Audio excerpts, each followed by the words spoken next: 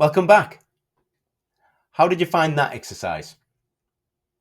Could you see how your mind can very quickly sum up an experience, like a request to do something at work, in a way that you perceive as threatening your ability to survive and thrive in your current role?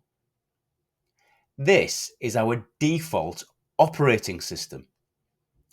At some greater or lesser level, we consider everything we're about to do in terms of whether it will impact our ability to survive or thrive. It's often called the freeze, fight, or flight response, and without it, our ancestors wouldn't have been successful in creating the lineage from which we originate.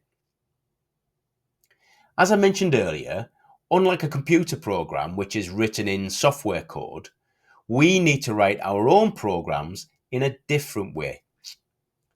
At Focus Potential, we call this process self-talk. Let me explain further.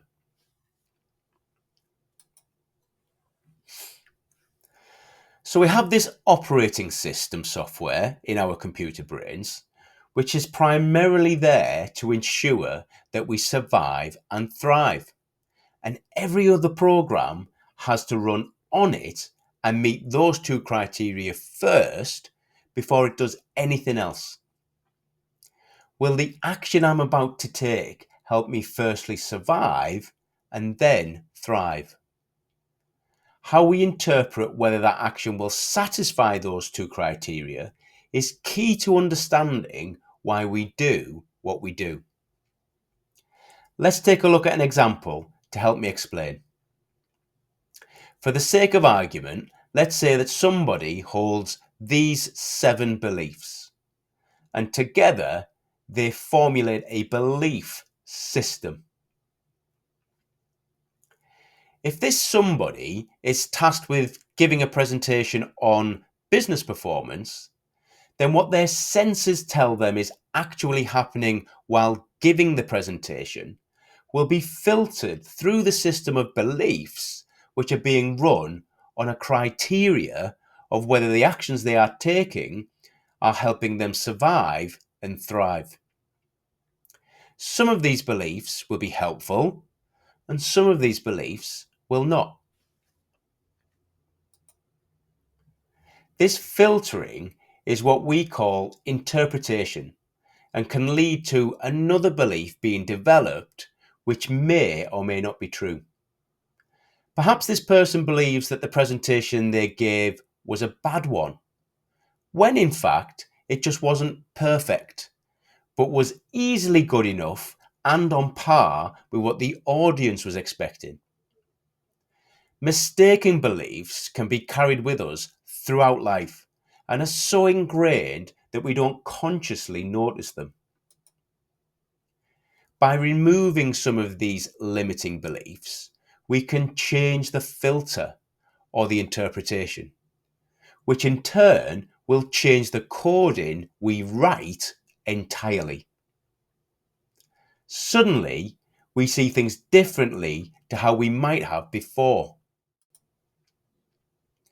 Interpretation of past experiences is what thoughts are, and they can be very powerful in developing the belief systems that we rely on throughout life. Shad Helmstetter described a self-management sequence in his 1986 book entitled What to Say When You Talk to Yourself.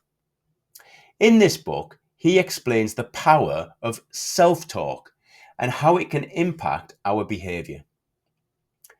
In his book, he talks about programming creating beliefs. As I've mentioned, after 10 years of coaching, I think of beliefs like an individual app that make up a system of programs that we use to navigate throughout life. And our values are individual lines of code that are used in these apps. The lines of code and the programs themselves are written by our own brains through the act of thinking. And as I just mentioned, thoughts are what you get when you interpret past experiences. A value, by the way, is a moral principle or an accepted standard by which an individual or a group should conduct themselves. It's normally something that you can sum up in one word, like honesty or bravery or kindness. A belief, on the other hand, is a conviction or an acceptance that something is true.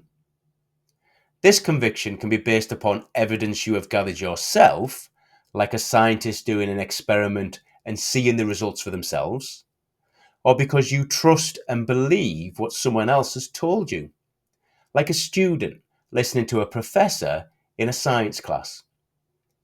We only need to accept that it is true for it to be a belief, but we don't necessarily need to see the hard evidence to do so. When forming beliefs, we incorporate our values.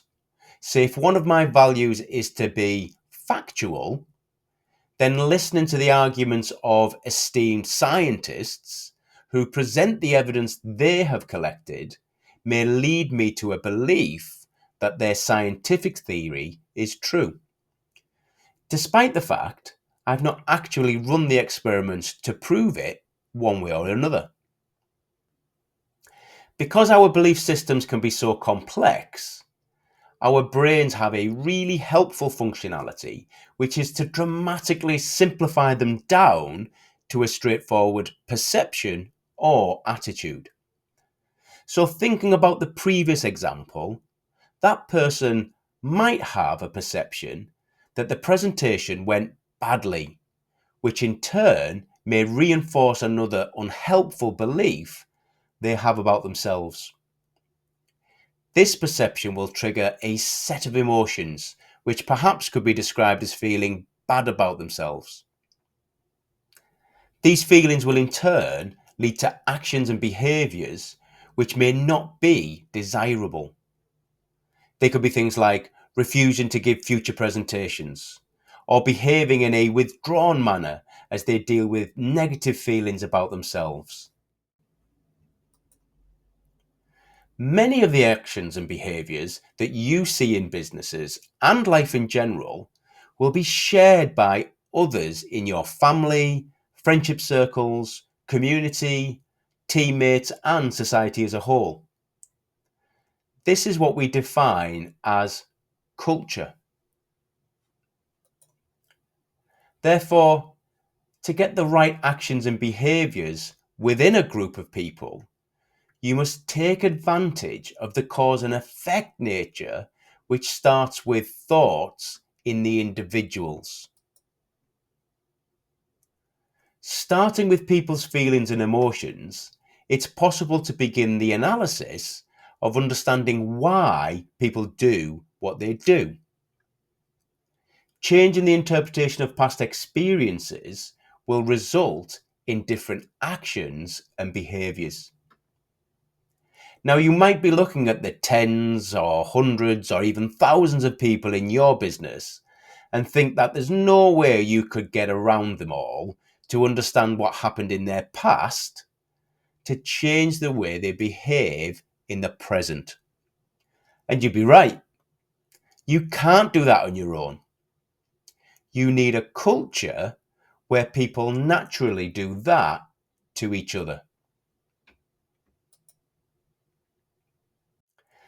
Before you start the next video, I'd like you to return to the exercise you did as part of the computer brain exercise.